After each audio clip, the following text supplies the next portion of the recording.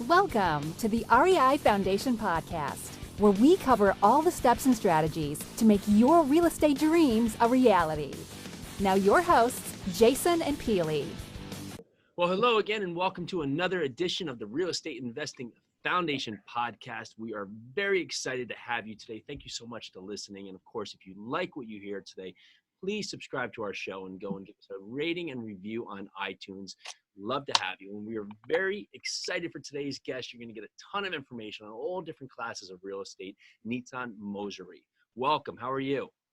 I'm doing well. Thank you, Jason. Thanks for having me on the show. So a little bit about Nitzan. He has been involved in real estate for over 20 years and currently owns many properties nationally and worldwide. While living in New York, Nitzan owned a construction company and applied his knowledge in the construction field, working on numerous single-family homes, multifamily commercial projects up to 300 units.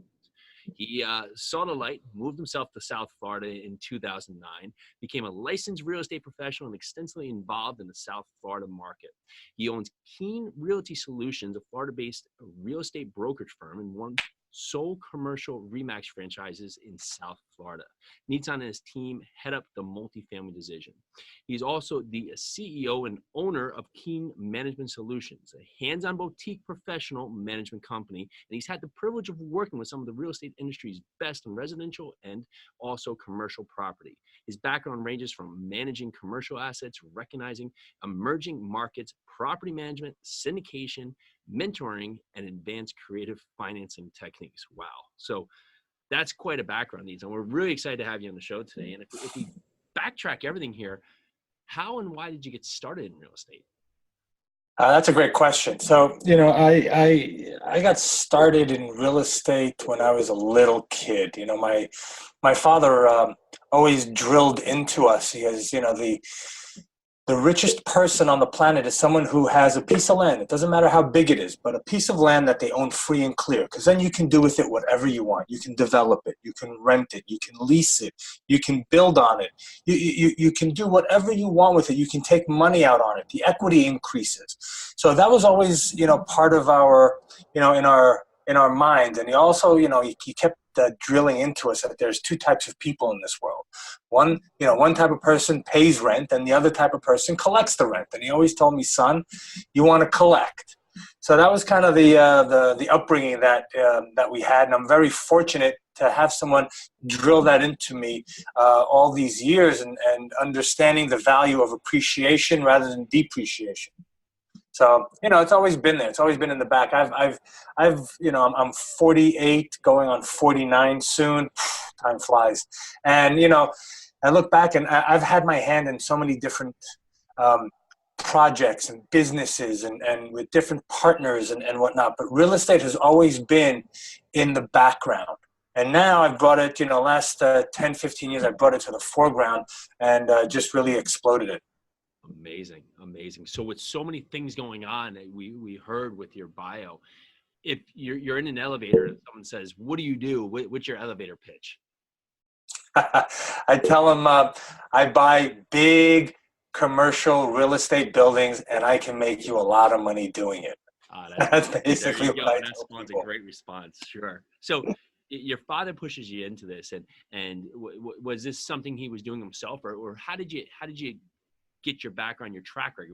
Who did you learn from? Sure. Yeah. So, my father back, when he was living in Israel, he had a construction company. He also had his own taxi company where he had taxis and medallions and whatnot. And then when we came here, he was lucky. He started working with a gentleman that owned a clothing store, a retail clothing store in Manhattan. And every Christmas he would get a heart attack and my father would take over. And one year he had a heart attack and didn't come out of the hospital. So his wife sold my father the business. And the business was in a building in Manhattan. And this was in the mid 70s, early 80s. And at one point, the owner of the building came to him and said, hey, would you like to buy the building? I want to get out. I'm old and blah, blah, blah. But you have to buy it with the super of the building because the super's been with me for 20 years. So my father went and he understood passive residual income. He understood doing something once and having it pay you constantly over and over through, perpetuity, so to speak. So I got my knowledge in that. I got my hands dirty where, I was the guy where, hey, the toilet on the 12th floor is stopped up. Go fix the toilet. Or the 10th floor tenant is moving out. We need to break all the drywall, remove everything. And here are the floor plans for the new tenant. Go build it out for him. Go do this. So I was inside. When you go in Manhattan and you see all these old buildings and you see these big water towers on the inside, I've actually spent an entire summer on the inside of one of those water tanks, cleaning it, fixing it, tarring it up, refurbishing it, and everything. And so I got my start, really getting my hands dirty in that field. And then with my brothers, I went out and we bought we bought 2 more buildings in Manhattan that were foreclosures. We got really good deals on them, renovated them, brought them back to life. And with that, I had a renovation and restoration company in Manhattan that we would go out and we would work on buildings. We would work on residential private homes, townhomes, brownstones, whatever it was. So again, my entire life, I've always been dealing in real estate. So people have that conversation. Well, how do I get started? Sometimes it's just the action of just doing is how you get started. You just you're thrown in the mix, and you've learned so many just valuable opportunities by just saying, okay, go plunge a toilet, go rehab the apartment, go rip the sheetrock down. And with that, opens up a whole other Pandora's box. What's behind the walls? And that's really just on the ground training. And it helps you so much down the road, because when now you hire someone out to do it, you can tell them exactly how you want it done, because you've been there and done that. It's amazing. Exactly. And if you don't have that opportunity to go into work and get your hands dirty, the next best thing is to get educated. Sure. Right. Go out and read everything you can, learn everything. If you have an electrician coming to your house, don't go into the other room and wait till they're done. My father, and it's amazing how I hear him always in the back of my mind now when I'm talking to my kids or when I'm doing something.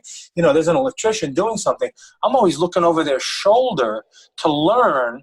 Not necessarily for me to do it, but if I have to go somewhere else and I'm dealing with someone else and I'm looking over that person's shoulders, I can tell them, hey, why are you doing it that way? What about this way? What about that way? So I'm learning through that as well. That's a great, hands-on way of doing it. A plumber comes into your house, just look over his shoulder. I'm just looking, seeing what you're doing. Right? Great time to ask questions. The landscaper comes, he's installing your sprinklers, whatever it is. It's always good to look over somebody's shoulders who knows what they're doing, right? So you can learn a little bit from them, so you have that knowledge in the background. Now remember, I don't go out and do drywall anymore. I don't plunge toilets. I don't change faucets, but I can. I know what it takes, right? I know if a maintenance guy comes to me and they'll tell me, well, it's going to cost you $150 to change a faucet. Why? Yeah. I can get you a faucet for $15 and it'll take you 20 minutes to do it, right? So that's where all that, but education, read, get educated, learn from people. There are a lot of people out there that are coaches, that are mentors, that are educators that can teach you about this business. So yeah, just go out and get educated. That was a great piece of advice. Thank you for that. And if you're looking at, you said the last 10 to 15 years, really where you ramped up your real estate business. What was that trigger, or that moment you said, okay, now I'm just going all in this direction? Sure. That's a great question. 10 years ago, I was living in Israel. I had moved back to Israel in 1997, and then I went traveling for many, many years. I became a long-haired hippie. I had rastas, dreadlocks past my butt, and I was just a big hippie traveling the world. I didn't know what I wanted to do with myself. And then I met the girl of my dreams while traveling. We met in Portugal, and then we settled back in Israel. We had kids, and the downturn of 2008 came. And I told my wife, I said, this could be a good opportunity for us to get back into the real estate business. Because I had been traveling. I had done some real estate in Israel, some flipping houses in Israel, done some stuff in South America, but really as a hobby, or as just, this is a good opportunity. Let me take care of it and put some money to work. But never really going at it anymore as a business. When the market crashed, I saw a great opportunity for us to get into it at the bottom. And I was smart enough to understand that this opportunity is probably going to happen once in my lifetime, in our lifetime, right? This recession that hit was incredible. I was flipping houses here in Boca, $16,000 concrete block house, 3-bedroom, 2-bath. I bought it for 16. I put 4,000 into it, sold it for 50. Opportunities like that were amazing. So I told my wife, and my wife being from Europe, she was ecstatic. She said, yeah, let's go. And I said no to New York. I said no to California. I said anywhere else in between. We looked at Florida, and it was a great place because it had palm trees, and Florida got hit really hard with the economy. So we came back. I started flipping houses. I started doing that. Our goal was to come in to buy a nice house that needed work, live in it for a year, renovate it, sell it, make $50,000, $100,000, and then continue our hippie lifestyle off to Australia and where else. But the lifestyle here is amazing. Our kids loved it. I was flipping more houses. I was doing a lot more. I saw the opportunities. But I also saw the end of the residential flipping phase here in my own backyard. And I knew that I had to go into something that was bigger, that would give me income, as my dad taught me, right? Passive residual income. Set it up once, buy it once, put the right people in place, create the right team, right? Create the strategy, the business plan, and let it run, and let it just keep feeding you constantly. So I saw that goal, I saw that end, and I went towards that. And being from New York City, residential is tough because it's a tenant-friendly state, very, very friendly to tenants. It's very hard to evict someone. You've got rent control, rent stabilization. You got all these stipulations and whatnot. So I never bought residential. It was always commercial. But when I came to Boca, I understood one thing. Doesn't matter. Good market, bad market. Everyone needs a place to live. And if you're buying right, you're buying conservative, you can really, manage the ups and the downs by keeping your property steadily, going up and being able to pay for it for itself. So I started learning. I got myself a mentor, and I started paying for my education, and I went and I got educated and more educated. I was building my team, and 10 years later, here we are. That's awesome. And I'm going to dive in here a little bit more, just because so many people, when they feel that contraction, or they feel that recession, they run, they hide, they're so scared. They don't want to do anything because who knows what could happen next. And looking at that now, possibly, we're in a very hot market in a lot of parts of the country. We could possibly see some downturn here later, 2 years out. What's something that you saw then? What's some triggers that you said, one, I'm going to jump into the flipping space, and two, that's starting to dry up, I'm going to move more into commercial? What were something that stood out to you that really were maybe aha moments in your mind that said, I'm going to go this direction? Yeah, sure. Great question. So one of the factors that I saw that caused me to start, do a double take was I was bidding on a house. Half of the house was burnt. It was a foreclosed house. It was half burnt. At that time, 2010, $100,000 would have been a lot of money to pay for that kind of house, because either you tear it down or you've got to put another $150,000 into it, permits and architectural plans and so forth, and, time and permits and all that stuff. Just a lot of time, a lot of energy putting into it. And if you're going to put that much money, how much are you going to make? And the spread wasn't that much, but it was a good opportunity, right, nonetheless. So I put an offer of cash, $100,000, no inspections. I can close in 3 days once we signed the contract. I didn't need anything. I just needed to do title work to make sure that the title was good and so forth. Little inspections just to make sure the foundation was right and everything was good, because we were going to continue to build off of what was remaining. But I got bid out by people that were bidding, $150,000, $140,000 cash. And I at that time I said, people are coming in and they're bidding that much more than what they're asking. I said, all right, people, something's going on here, right? So I took a step back. I started looking. I had good realtors that were feeding me properties as well. And like you said in my intro, which is fantastic, thank you, I also have my broker's license, but it's easier to hire someone to let them do what they're good at than taking my time to do that, right? So I took a step back. I started looking. I had good realtors that were feeding me properties as well. And like you said in my intro, which is fantastic, thank you, I also have my broker's license, but it's easier to hire someone to let them do what they're good at than because I'm not paying them their commission when I'm buying the property. The seller or the bank is paying. So why not hire professionals that understand their market and understand what they're doing and have them do that for you?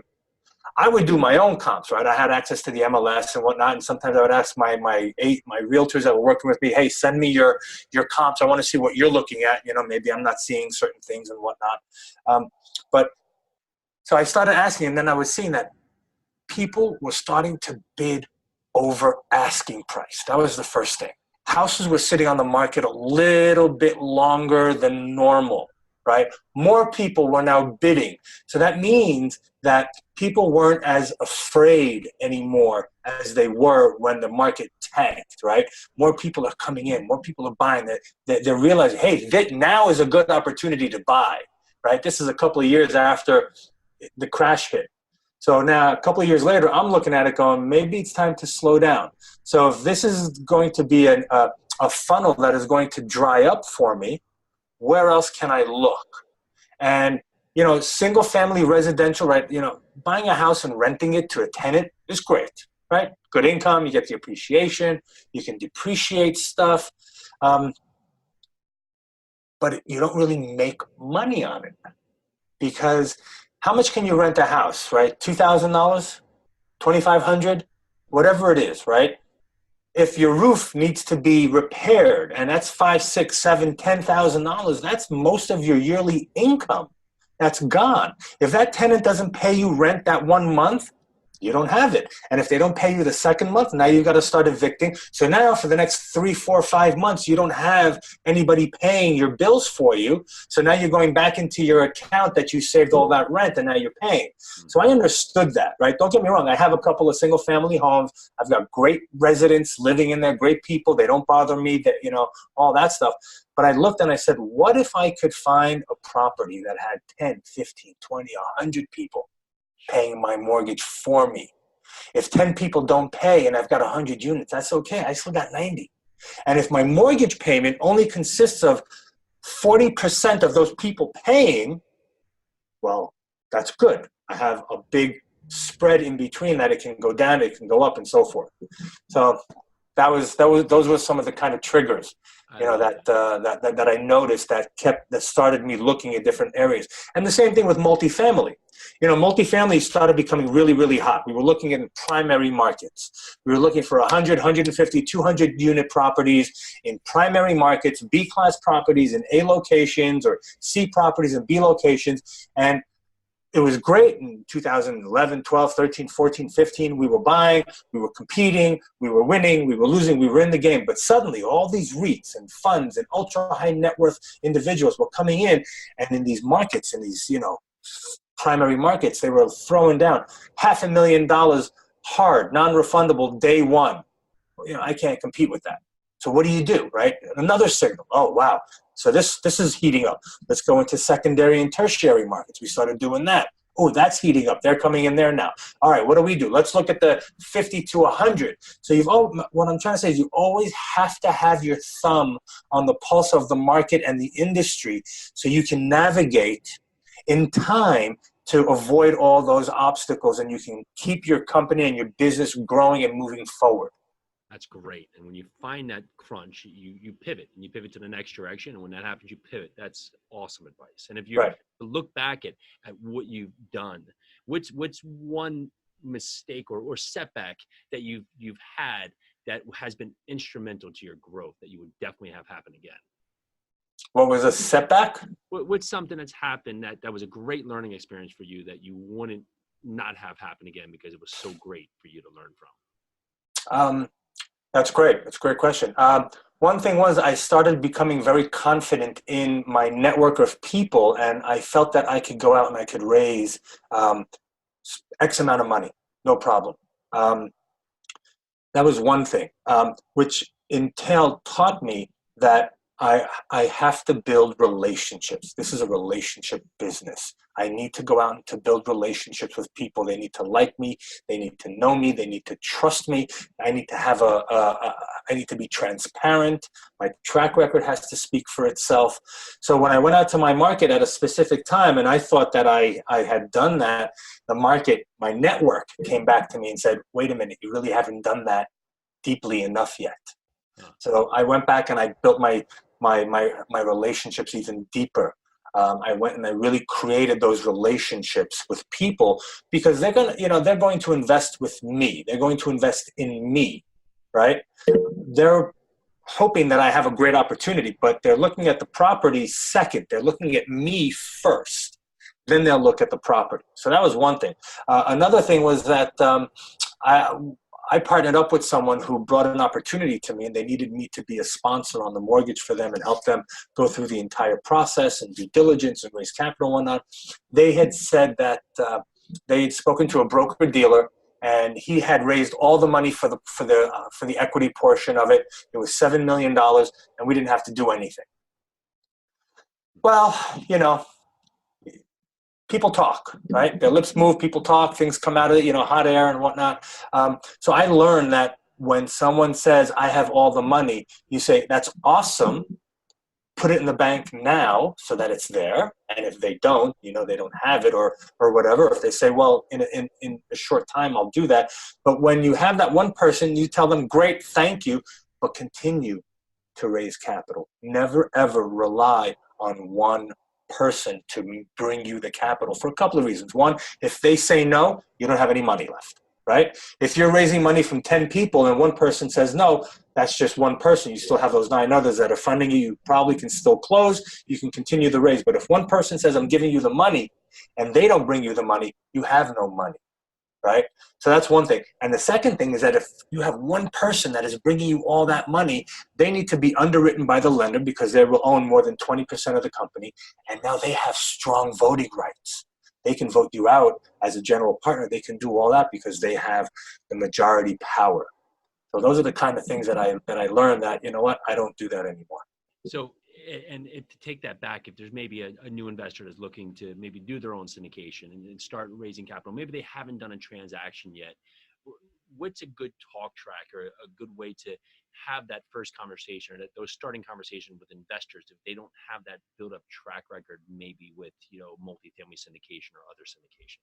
Great question. So before you start talking to investors, if you don't have a track record, build your team. Now, what do I mean by a team, right?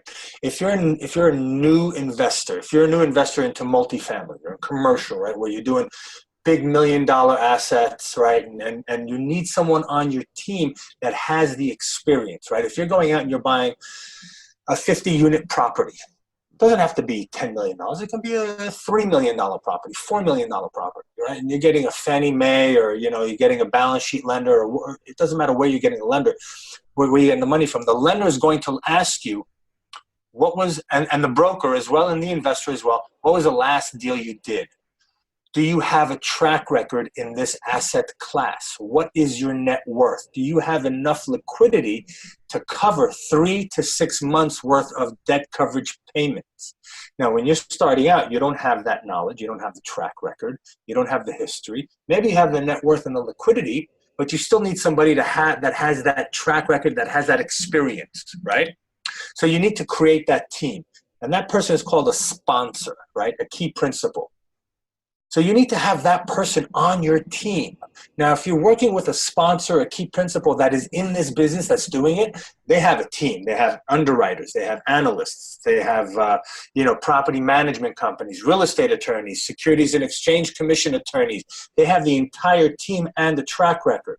So before you start talking to anyone, right, what you can do is you can go and find that person and bring that person onto your team. And now when you're going, and if I'm that person and you're an investor, Jason, I come to you and say, hey, Jason, pleasure to meet you. My name is Nitzan. We met a couple of times and I just want to share with you what I'm doing. I just got involved in this industry. I've done single family. I've done this, but multifamily, I've just gotten it started with multifamily. I'm new at this, but what I do know is that I partnered up with some people that have a great track record, and we're working together, we're collaborating together on certain projects. So I may not know everything, I may not have the track record or the experience, but Jason, or this other guy here, he's the sponsor. He's the one that's going to be running the show. I'm just the front man right now. So that's one way of doing it. Another way of doing it is when you're talking to new people and you don't have the track record and whatnot, you can share with them what your business plan looks like. Well, this is what I'm doing. I'm going to be involved in locating strong growth emerging markets. I'm going to be connecting with the top brokers in that market to find me BC properties in A and B locations that have strong value plays. We're doing this and this and this and this. So you build a picture of what you're doing, right? Rather than talking about a specific asset that you want to buy. Because when you talk about a specific asset and numbers, first question any savvy investor or lender or broker is going to ask you is, have you done this before? That's awesome. Right? So you don't want to lie, right? It's a very small industry. People talk. You don't want to lie. You want to be completely transparent. So those are the two ways of going about talking when you're new in this industry, talking to investors and building your network. Sure. Yeah, that's great. Building your framework, building your network, building your team out. It gives you the confidence too to be able to go have that conversation. That's absolutely fabulous. And if you're looking at the direction your business is going today, what kind of projects are exciting you right now? Well, my team and I, we're working on a solar farm in Yuma, Arizona, 300 acres. We're creating a solar farm, but it's not just a solar farm. It's a solar farm. We have technology that we can store the energy. Not many people have technology that you can store the energy and then feed it back to the grid at peak times. So let's say it's going to cost us 0.08 cents per kilowatt to generate.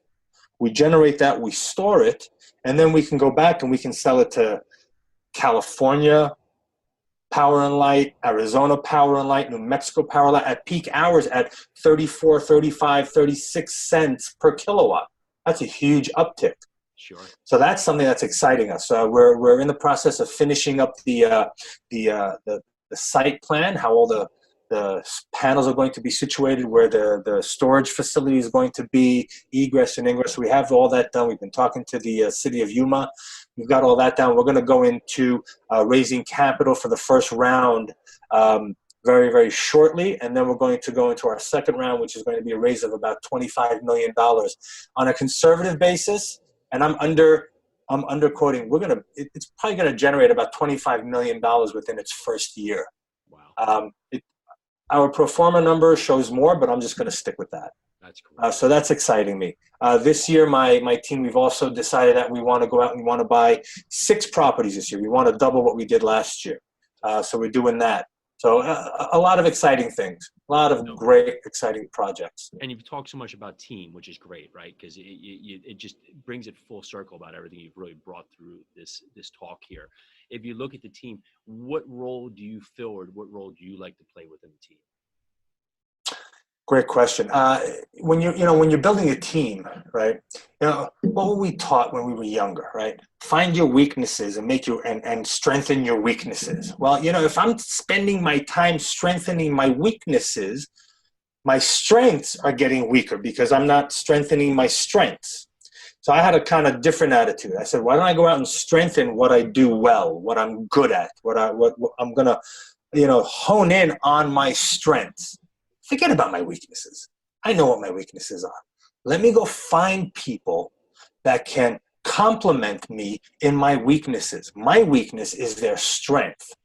So we went out and I partnered up with people that do the things that I don't like to do, do the things that I'm not strong at doing, and they do that. So I'm the 30,000 foot kind of guy that puts the picture together, that says, okay, this is what we need to do. This is where we're going. This is what's happening. Making sure that the people are doing what they need to do. Everybody's working, and it's all great. My other business partner, she's got a master's from the University of Orleans in France, from the University of Miami. She's got double masters in economics. She's raised capital. She's helped entrepreneurs start their companies. She's the one that goes in and tells you there is a dot on the I on page 6, paragraph 3, sentence 5. you miss that I, So she's got that real detail orientation. She goes and she fills out our underwriting spreadsheets. She created that. Right, so she's good with formulas and putting and deal, so she inputs all the information in our spreadsheet. Then we talk about it. We get on the computer like this and we see each other and we talk about it and we discuss the numbers and where we're going and the market and all these things. So I bring my expertise, she brings her expertise, and then we meld it together, and that's how we move forward. And that's how we've been able to do some great things. So you really have to look at what you bring to the table. What are my strengths? Forget your weaknesses. What are my strengths? Okay. Weaknesses are important to know because I need to know who I need to meet, hire, partner with to fill up those weaknesses.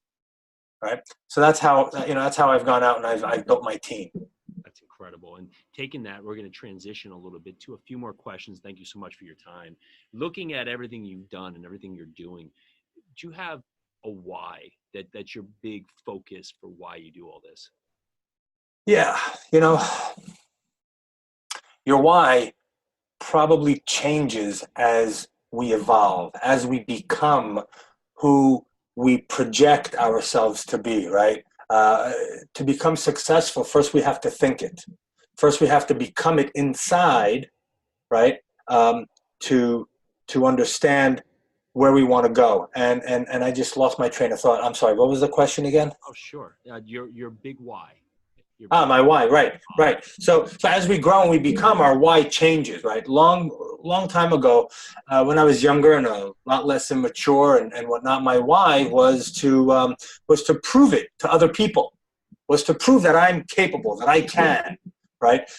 Very quickly after that, I realized that after a while, I grew up, I traveled, I realized I came into my own shell, into my own personality, and I realized I don't need to prove anything to anybody.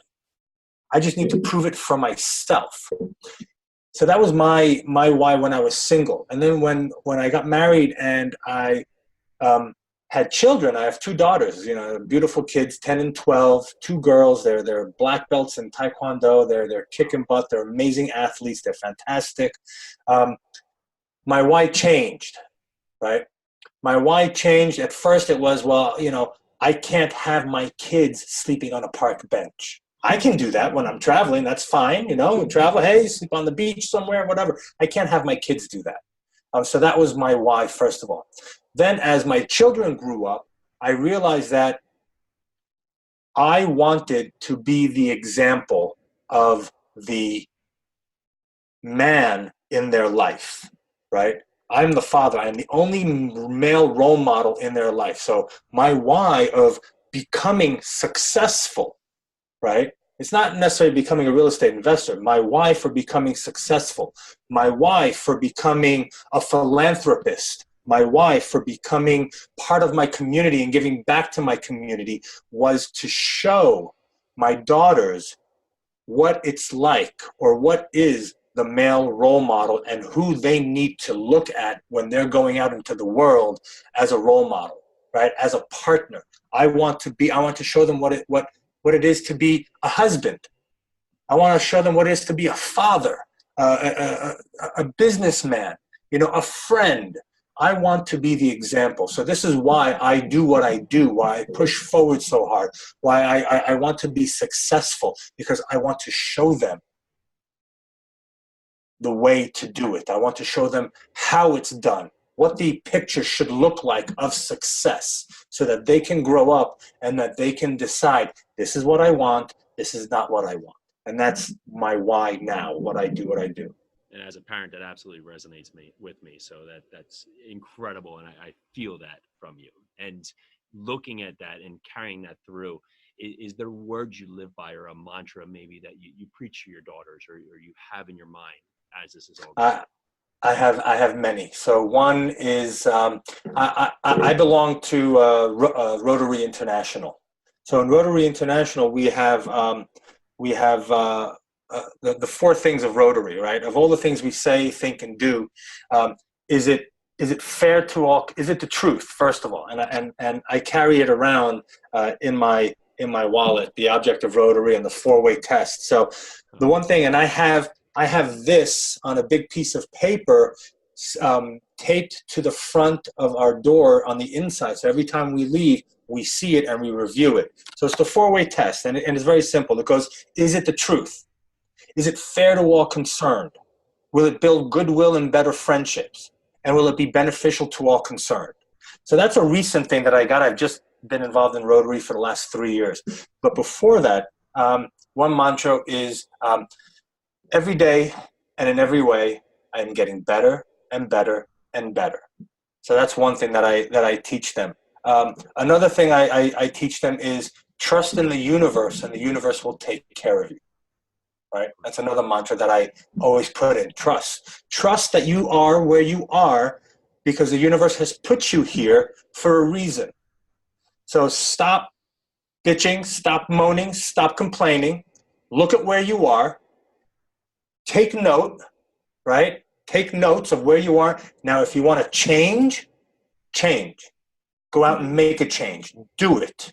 It's okay to fail, right? Another thing that I always teach my daughters is the road to success is paved with failure. Right. You have to fail before you can become successful. You need to know, right? Sometimes, it's like in basketball. You throw up a shot, you got it in, great. Does that mean that you're going to get it in all the time? No, it could have been luck, right? It could have been a fluke. Let's do it again. Oh, let's keep doing it. And you fail, and you fail, and you fail. But with failing, you have to tweak. You have to have a coach. You have to have someone by your side saying, hey, you know what? Just tuck your elbow in and twist. Great. And now you can succeed. Now you're there, right? So that's what I teach my girls a lot.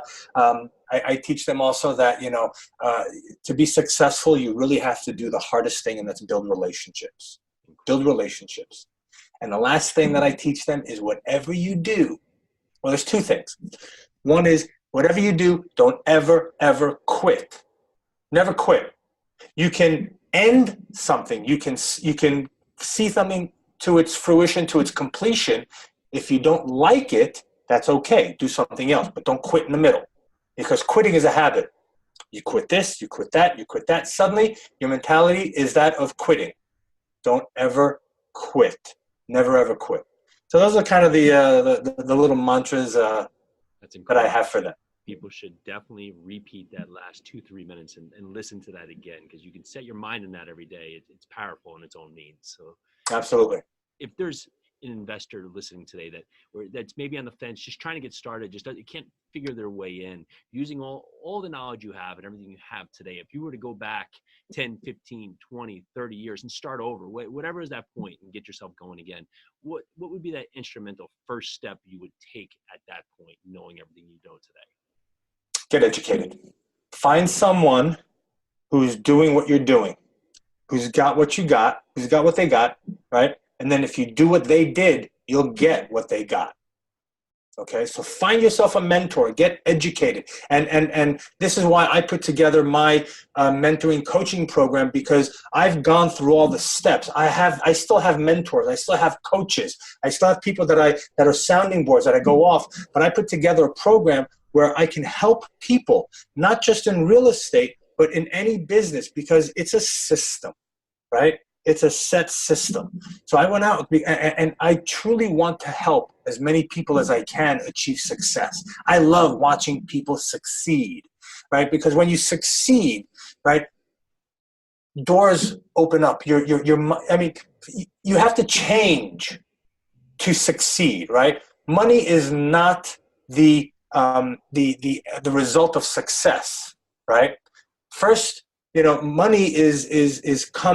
money comes once you are successful, right? So first you have to become a success, and then the money will follow, right? So you gotta go out there, make the change in your mind, start thinking as if you are that person 5 years down the road, get educated, right? So I want to help people achieve success, because it's amazing when sparks fly and people just catch it and they're like, yes, now I see it, I get it. And they, listen, it's different for everybody, right? Somebody moves up a little bit, and then there are people that go 10 steps. It doesn't make a difference, right?